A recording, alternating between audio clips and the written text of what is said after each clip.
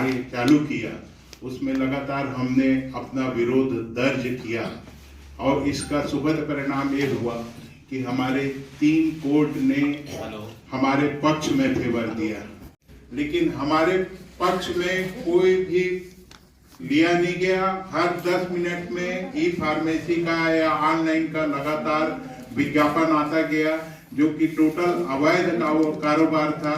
वह कारोबार जिस पे उसका कोई अधिकार नहीं था, वो ई फार्मेसी के हमारे राष्ट्रीय कार्यकारिणी की मीटिंग हुई और जब हम सभी तरफ से थक हार गए कि हमको ना कोर्ट के परमिशन के बाद कोर्ट ने उसके विरुद्ध जो फैसला दिया उसके बाद और उसके साथ सर के हर नुक्कड़ पे जाके हम अपनी समस्याओं को बताएंगे, सरकार को जगाएंगे, घंटी बजाएंगे। हमारा घंटी बजाओ का आंदोलन था। जैसा कि सोशल मीडिया बहुत ही एक्टिव है और उस हिसाब से सोशल मीडिया के माध्यम से हमारी बातें सरकार तक गई, तो संसद सत्र में माननीय स्वास्थ्य मंत्री ने हमारे डेलीगेशन को बुलाया और जो बातें थी उसको हमने डॉक्यूमेंट्री प्रूव किया कि यह जो कारोबार है अवैध कारोबार है, अनैतिक कारोबार है, इस पर तत्काल रोक लगाई जाए। लगभग 20 कंपनियों को उन्होंने नोटिस जारी किया है कि यह अवैध कारोबार तुरंत बंद किया जाए और यह टोटल अवैध कारोबार है।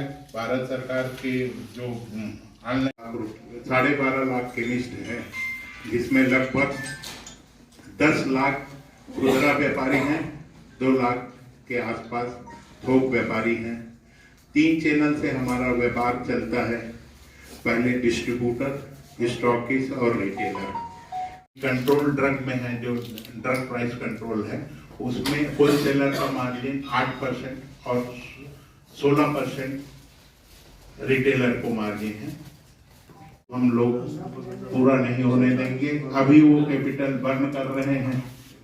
12.5 लाख लोगों को यहाँ इस कंपटीशन से बाहर करके फिर वो अपना व्यापार का एकाधिकार।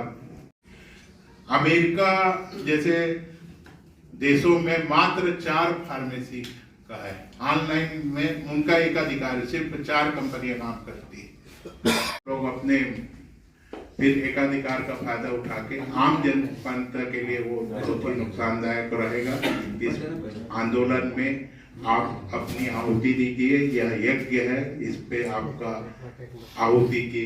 ऑनलाइन ई फार्मेसी जो अवैध कारोबार है उसके अगेंस्ट प्रेस वार्ता करने आए थे और ऑनलाइन जो ई फार्मेसी के विरोध के लिए यह प्रेस वार्ता रखी गई है। क्या मांगे आप? क्या हो रहा है आपके साथ? ई फार्मेसी बंद होना चाहिए। ड्रग एंड कॉस्मेटिक एक्ट 1945 का जो सरकार का नियम है, अधिनियम है, उसके अकॉर्डिंग व्यापार होना चाहिए। स्वास्थ्य मंत्री जी से आपने चर्चा भी की इस मामले में? हाँ, स्वास्थ्य मंत्री से हमारे उच्च पदाधिकारियों ने उनके साथ बात की है और जो ई फार्मेसी का जो व्यवसाय करने वाले हैं उन 20 कंपनियों को नोटिस जारी हुआ है। आपकी मांगे पूरी होने पर क्या धरना प्रदर्शन करेंगे? अभी हमारा 15 तारीख को धरना प्रदर्शन, घंटी बजाओ, गली से दिल्ली तक वाला आयोजन था, वो स्थगित कर दिया गया है माननीय स्वास्थ्य मंत्री के आश्वासन के बाद।